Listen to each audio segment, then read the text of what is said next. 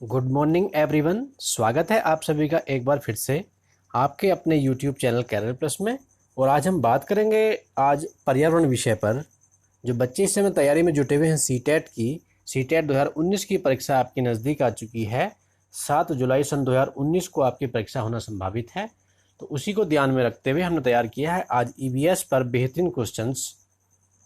और इसमें अधिकांशतः क्वेश्चंस पैडागोजी से रिलेटेड लिए गए हैं, क्योंकि आपका 15 मार्क्स का पैडागोजी आता है और 15 का आपका थ्योरी के क्वेश्चंस आएंगे। ठीक है, तो आप तैयारी में जुटे रहिएगा और जल्द ही हम आपको लाइव क्लास स्टार्ट करने वाले हैं अब सीटेट के लिए।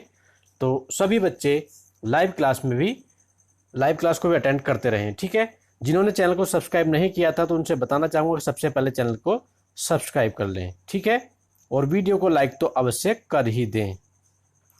आगे बढ़ते हैं, नेक्स्ट शुरू करते हैं। सबसे पहले पहला क्वेश्चन आज का कि दत्त कार्य के संबंध में निम्नलिखित में से कौन सा कथन सही है। आपको बताना है कि दत्त कार्य से संबंधित 4 ऑप्शन आपके सामने दिए, इनमें से कौन सा कथन सही होगा। ठीक है, ये आपको यहाँ पर बताना है। तो देख लेते हैं, सबसे पहले क्वेश्चन के आधार पर हमारा जो आंसर हो जाता है डी ऑप्शन ठीक होगा। दत्त कार्य बच्चों को सूचना खोजने, अपने विचारों का निर्माण करने और उन्हें उच्चारित करने का अवसर प्रदान करता है। ठीक है, तो डी ऑप्शन हमारा इस प्रश्न का राइट आंसर हो जाता है। ठीक है, आगे बढ़ते हैं, नेक्स्ट क्वेश्चन देखते हैं। नेक्स्ट क्वेश्चन दिया है पर्यावरण अध्ययन की कक्षा में सरल प्रयोग और निर्देशन किए जा सकते हैं। पर्यावरण अध्ययन की कक्षा में सरल प्रयोग और निर्देशन किए जा सकते हैं, ऑप्शन दिए हैं। तो इस प्रश्न का बी ऑप्शन ठीक हो जाएगा। बच्चों को स्वयं सीखने के योग्य बनाने और अवलोकन कौशलों को पैना करने के लिए। ठीक है, नेक्स्ट क्वेश्चन नंबर नेक्स्ट है कि दुर्गा एक गांव में रहती है। देखिए, क्वेश्चन आपका पैडागोजी से रिलेटेड है और लकड़ी या गोबर के उपले का ईंधन इस्तेमाल करते हुए चूल्हे पर खाना पकाती है। प्रश्न बहुत इंपॉर्टेंट है ये। दुर्गा एक गांव में रहती है, लकड़ी या गोबर के उपले का ईंधन इस्तेमाल करते हुए चूल्हे पर खाना पकाती है। पिछले 3 महीनों से उसे तेज खांसी आ रही है। इसका कारण क्या हो सकता है, ये आपको यहां पर बताना है। ठीक है, तो क्वेश्चन के आधार पर ऑप्शन दिए हैं और ऑप्शन हमारा सही हो जाएगा, सी ऑप्शन ठीक होगा। जलते हुए ईंधन से उत्पादित काला धुआं जो उसके श्वसन नली में जमा हो गया होगा, इस कारण से उसको खांसी आ रही है। ठीक है, नेक्स्ट क्वेश्चन। एक विद्यालय ने राजस्थान के लिए कक्षा 5 के बच्चों के शैक्षिक भ्रमण की योजना बनाई। भ्रमण के दौरान बच्चों से आपकी क्या अपेक्षाएं रहेंगी। जब बच्चा भ्रमण पर जाएगा तो उससे आप क्या अपेक्षा करेंगे, ये आपको यहाँ पर बताना है। ठीक है, तो सही उत्तर होगा सी ऑप्शन। उन्हें ध्यान से अवलोकन करना चाहिए, टिप्पणियां दर्ज करनी चाहिए और बाकी बच्चों तथा शिक्षक के साथ अपने अवलोकनों को बांटना चाहिए। ठीक है, नेक्स्ट क्वेश्चन। रानी अपने घर का कूड़ा नीचे दर्शाए तरीके से 2 ढेरियों में अलग करती है। ठीक है, ये देख लेते हैं कि 2 ढेरियों में अलग अलग करती है। एक पहली ढेरी दी है केले का छिलका, सब्जियों के छिलके, सूखी पत्तियां। दूसरे में जेम की बोतल, सॉस की बोतल, उपयोग में लाई गई टूथपेस्ट, ट्यूब, प्लास्टिक के खिलौने। ठीक है, 2 प्रकार के ढेरी लगा दी उसने। अब आपको इसके आधार पर प्रश्न का उत्तर बताना है कि रीना ने 2 ढेरियों में कूड़ा निम्न आधार पर अलग किया। किस आधार पर अलग किया है, ये आपको यहां पर बताना है। ठीक है, तो सही उत्तर हो जाता है इसका अपघटित होने वाले और अपघटित न होने वाले पदार्थों की आधार पर उसने कूड़े को 2 पार्ट में डिवाइड कर दिया। ठीक है, नेक्स्ट क्वेश्चन। दोपहर के भोजन अवकाश के बाद या लंच के बाद पर्यावरण अध्ययन पढ़ाते समय आप यह पाते हैं कि बच्चे पाठ में रुचि नहीं ले रहे हैं। यदि हम लंच के बाद में बच्चों को ईवीएस पढ़ा रहे हैं तो ऐसा देखने में आता है कि बच्चे उसमें इंटरेस्ट नहीं ले रहे हैं, तब आप क्या करेंगे, ये यहां पर बताना है। ठीक है, तो आप क्या करेंगे, वहां पर बच्चों से कहेंगे कि वे डेस्क पर सिर रखकर आराम करें, पाठ को रोचक बनाने के लिए बहुआयामी बुद्धि पर आधारित दृश्य श्रव्य सामग्रियों का प्रयोग करेंगे, परिकरण को तुरंत बदल देंगे या बच्चों को बाहर मैदान में खेलने के लिए ले जाएंगे। देखिए ऑप्शन बी सही हो जाता है। पाठ को रोचक बनाने के लिए बहुआयामी बुद्धि पर आधारित दृश्य श्रव्य या ऑडियो वीडियो एड्स का प्रयोग करेंगे। ठीक है, नेक्स्ट क्वेश्चन ले लेते हैं। आगे क्वेश्चन दिया है कि पर्यावरण अध्ययन के शिक्षक के रूप में आप बच्चों को चिड़ियाघर ले जाने की योजना बनाते हैं। आप बच्चों को निम्न में से कौन सी गतिविधि करने की अनुमति नहीं देंगे। देखिए ये भी प्रश्न आपका पेडागोजी से रिलेटेड है। आप बच्चों को ईवीएस के शिक्षक के रूप में आप बच्चों को चिड़ियाघर ले जाते हैं, तो वहां पर जाकर आप कौन सी गतिविधि की बच्चों को परमिशन नहीं देंगे, ये आपको यहाँ पर बताना है। ठीक है, तो ऑप्शन दिए हैं आपके सामने, तो इसमें से सही आंसर होगा डी ऑप्शन, चिड़ियाघर के जानवरों के लिए बहुत सारी खाने की सामग्री ले जाने की आप बच्चों को परमिशन नहीं देंगे। ठीक है, आगे नेक्स्ट क्वेश्चन है कि बीज अंकुरण की अवधारणा को इस तरह सबसे बेहतर तरीके से पढ़ाया जा सकता है। हमें बच्चों को बीज अंकुरण की अवधारणा पढ़ानी है, तो किस तरीके से सही से पढ़ा सकते हैं ये आपको बताना है।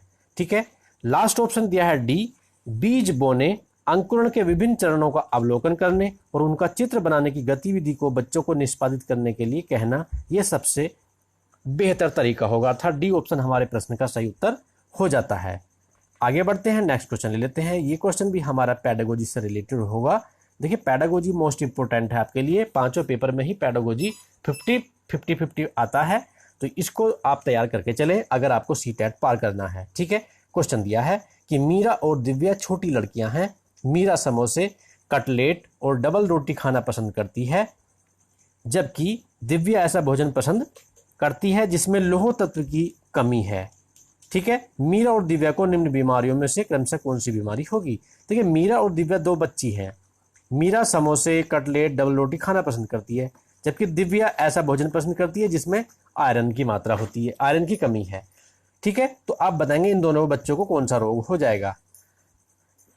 स्कर्वी और एनीमिया, एनीमिया और रतौंधी, मोटापा और एनीमिया, मोटापा और स्कर्वी। देखिए जो बच्चा समोसे खा रहा है, कटलेट, डबल रोटी, इस प्रकार के खाना खाएगा तो उस बच्चे को मोटापा हो जाएगा। ठीक है, जो बच्चे के अंदर लौह तत्व की कमी है, उन पदार्थों को खाना ज्यादा पसंद करता है, तो उसके अंदर एनीमिया, खून की कमी अर्थात रक्त की कमी वाला रोग हो जाता है। तो इसलिए सी ऑप्शन हमारा सही उत्तर होगा। ठीक है, आगे नेक्स्ट क्वेश्चन घुमा कर दिए गए हैं, लेकिन क्वेश्चन मोस्ट इंपोर्टेंट है, ध्यान रखें।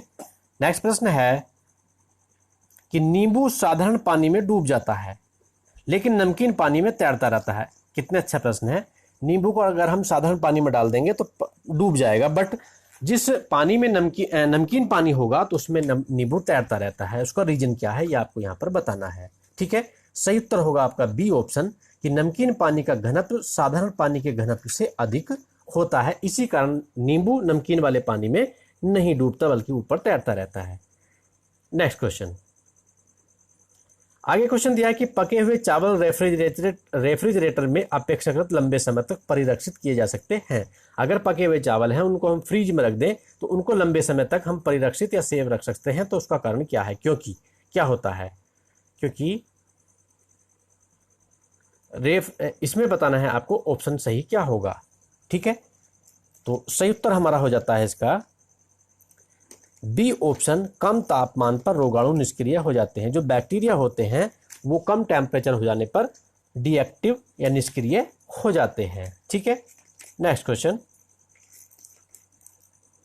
देखिए, बताना चाहूंगा कि अगर आपने सीटेट से संबंधित सभी सब्जेक्ट्स वीडियो चाहते हैं और आपने अभी तक नहीं देखे हैं तो आप हमारे चैनल पर जो प्लेलिस्ट बनी है सीटेट ऑल सब्जेक्ट्स नाम से, वहां जाकर के सभी सब्जेक्ट से रिलेटेड वीडियो को देख सकते हैं।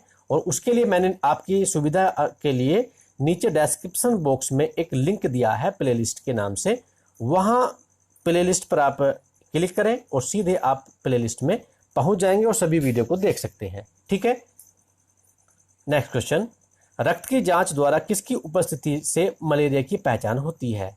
अगर ब्लड टेस्ट कराया जाता है और उसमें किसकी उपस्थिति होने से यह पता लगेगा कि मलेरिया है। ठीक है, ये आपको यहां बताना है। तो आंसर आपका ठीक होगा ए ऑप्शन की लाल रक्त कोशिकाओं में मलेरिया परजीवी या प्लाज्मोडियम के होने से समझ लीजिएगा कि मलेरिया उसको है। अगर उसकी आरबीसी में प्लाज्मोडियम पाया जाता है तो समझ लीजिए उस व्यक्ति को मलेरिया होगा। ए ऑप्शन हमारा सही उत्तर होगा। आगे क्वेश्चन दिया है, क्वेश्चन नंबर नेक्स्ट, कि पर्यावरण अध्ययन की कक्षा में अवधारणाओं को स्पष्ट करने के लिए कविताओं और कहानी कथन का प्रयोग करना।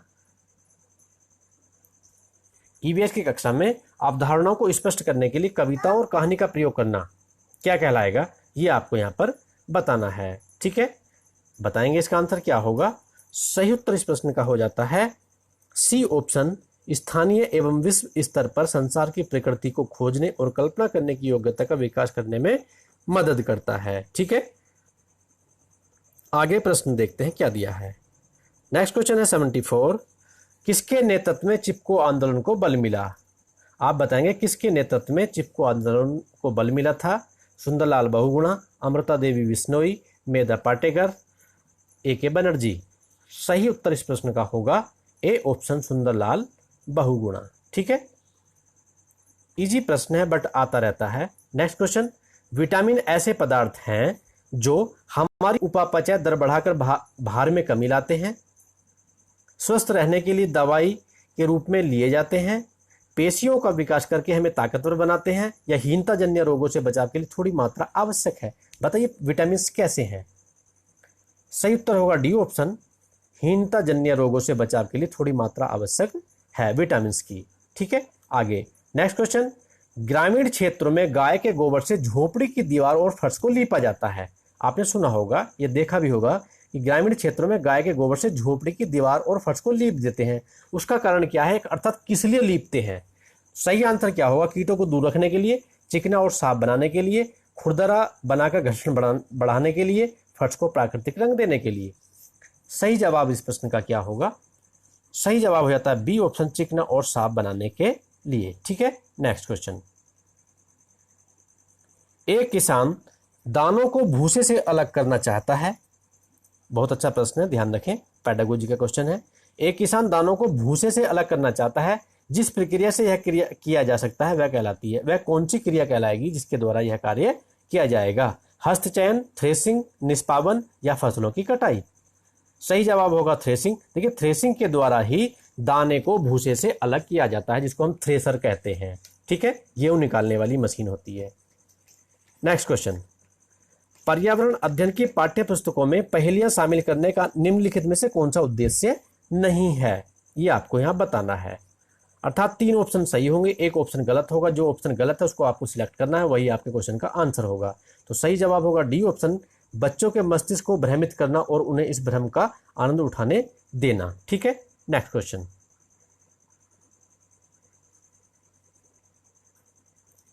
ईवीएस की कक्षा में बच्चों के व्यक्तिगत अनुभवों को महत्व देना शिक्षक को लाभ पहुंचाता है। इस प्रश्न का सही जवाब क्या होगा, ये आपको यहां पर बताना है। तो सही आंसर हो जाता है इस प्रश्न का डी ऑप्शन, विमर्श को बच्चों के अनुभव संसार से जोड़ने और विमर्श में सीखने को बढ़ावा देने में। ठीक है, नेक्स्ट क्वेश्चन, बच्चों को विभिन्न प्रकार के ईंधनों से परिचित कराने के लिए शिक्षक क्या करेगा, ये आप यहां बताएंगे। चारों ऑप्शन को देख लें, सही आंसर इसमें बताएंगे। तो सही जवाब हो जाएगा कि एक लघु फिल्म दिखाने के साथ खाना पकाने के लिए इस्तेमाल होने वाले संभावित ईंधनों के प्रकारों पर बच्चों के साथ चर्चा कर सकता है। ठीक है, अर्थात ए ऑप्शन हमारे प्रश्न का सही आंसर हो जाएगा। नेक्स्ट क्वेश्चन देख लेते हैं। नेक्स्ट क्वेश्चन दिया है कि मानचित्र पढ़ने के लिए आवश्यक कौशल में शामिल है। मानचित्र पढ़ने के लिए कौन सा आवश्यक कौशल में शामिल है, ये आप बताएंगे। तो सही उत्तर इस प्रश्न का होगा ए ऑप्शन, स्थान, दूरी और दिशाओं की सापेक्ष स्थिति को समझने की योग्यता। ठीक है, ए ऑप्शन हमारे प्रश्न का सही उत्तर हो जाता है। नेक्स्ट क्वेश्चन दिया है कि यह देखा गया है कि पाचन क्रिया बाहर की अपेक्षा आमाशय के अंदर अधिक तेजी से होती है। क्योंकि बाहर की अपेक्षा आमाशय के अंदर अधिक तेजी से होती है पाचन क्रिया। आप बताएंगे इसका कारण क्या है, बताएं फटाफट, आंसर देख ले। 4 ऑप्शन में सही आंसर होगा ए, आमाशय के अंदर भोजन का मंथन होता रहता है, जिससे उनकी सतह का क्षेत्रफल बढ़ जाता है और एंजाइमों की क्रिया तेज हो जाती है। ठीक है, आगे नेक्स्ट क्वेश्चन, ईवीएस की पाठ्य पुस्तक में रेलवे टिकट का एक नमूना दिखाना क्या हो सकता है, ये आपको बताना है। बताएं फटाफट आंसर। बच्चों को वास्तविक जानकारी से अंतःक्रिया करने का अवसर देता है, साथ ही अवलोकन की कुशलता का विकास करता है। अर्थात ए ऑप्शन हमारा सही उत्तर होगा। आगे नेक्स्ट क्वेश्चन, निम्न कथनों में से कौन सा प्राथमिक स्तर पर पर्यावरण अध्ययन पढ़ाने का उद्देश्य नहीं है? इन चार में से एक उद्देश्य नहीं है, जो नहीं है उद्देश्य वो आपको यहां पर बताना है। ठीक है, सही उत्तर क्या होगा इस प्रश्न का, ये आपको यहां पर बताना है। सही जवाब देंगे, बहुत जल्द जवाब देना है इसका। तो सही उत्तर होगा डी ऑप्शन, बच्चों पर आकलन के लिए शब्दावली और परिभाषाओं का बोझ डालना। ठीक है, नेक्स्ट क्वेश्चन, भैंस की पीठ पर अक्सर बगुला, बहुत अच्छा प्रश्न है, आता रहता है कि भैंस की पीठ पर अक्सर बगुला इग्रेट पक्षी बैठा दिखाई देता है। ऐसा इसलिए होता है क्योंकि बगुला, सही आंसर, भैंस की पीठ पर परजीवी कीट खाता है। डी ऑप्शन हमारा सही आंसर होगा। यह प्रश्न आता रहता है, कई बार परीक्षाओं में आ चुका है। नेक्स्ट क्वेश्चन है कि निम्न में से कौन सा प्राथमिक विद्यालय में पर्यावरण अध्ययन पढ़ाने का उद्देश्य निरूपित है? आप बताएंगे प्राथमिक विद्यालय में ईवीएस को पढ़ाने का उद्देश्य कौन सा निरूपित है? इनमें से सही आंसर ए ऑप्शन होगा, विद्यालय में बच्चों के अनुभवों को बाहरी दुनिया से जोड़ना। ठीक है, next question, question number next दिया है अर्थात 27 क्वेश्चन दिया है, क्वथन अर्थात उबलना और वाष्पीकरण में क्या अंतर है? ठीक है, दो क्रियाएं हैं ये, एक उबलना और एक वाष्पीकरण। इन दोनों में क्या अंतर है ये आपको यहाँ पर बताना है। तो सही उत्तर होगा इसका सी ऑप्शन, वाष्पीकरण किसी भी तापमान पर हो सकता है लेकिन क्वथन नहीं हो सकता है। उबलने की क्रिया का एक निश्चित तापमान होता है लेकिन वाष्पीकरण किसी भी तापमान पर हो सकता है, दोनों में यही अंतर है।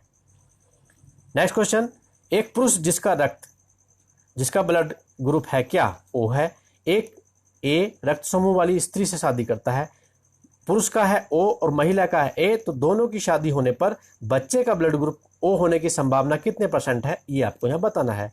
सही उत्तर होगा 50% संभावना है। ठीक है, नेक्स्ट क्वेश्चन, टूटता तारा उल्का क्या है ये आपको यहाँ बताना है। सही उत्तर होगा डी ऑप्शन, उल्काब जो पृथ्वी के वायुमंडल में प्रवेश करते ही आग पकड़ लेता है उसे टूटता तारा या उल्का कहते। लास्ट क्वेश्चन दिया है कि प्राथमिक स्तर पर आकलन में शामिल होना चाहिए क्या? सही जवाब है कि शिक्षक द्वारा सतत एवं असंरचनात्मक तरीके से किए गए अवलोकन को बच्चों और अभिभावकों के साथ बांटना, यह प्राथमिक स्तर में शामिल होना चाहिए। ठीक है, तो आज हमने बात की आपके साथ ईवीएस विषय पर। आशा करता हूं ये प्रश्न आपको बहुत पसंद आएंगे और आपके लिए बहुत महत्वपूर्ण साबित होंगे। आने वाले वीडियो को प्राप्त करने के लिए आप हमारे चैनल को सब्सक्राइब अवश्य कर लें। चैनल को सब्सक्राइब करने के साथ साथ ही जो बेल आइकन दिया उसको भी एक बार प्रेस कर दीजिएगा। जिन्होंने वीडियो को अभी तक भी लाइक नहीं किया था तो वीडियो को लाइक भी करते चले और अपने व्हाट्सएप ग्रुप में शेयर भी करते रहें। मिलते हैं नेक्स्ट वीडियो में, तब तक के लिए चाहूंगा अनुमति, अपना ख्याल रखें। धन्यवाद।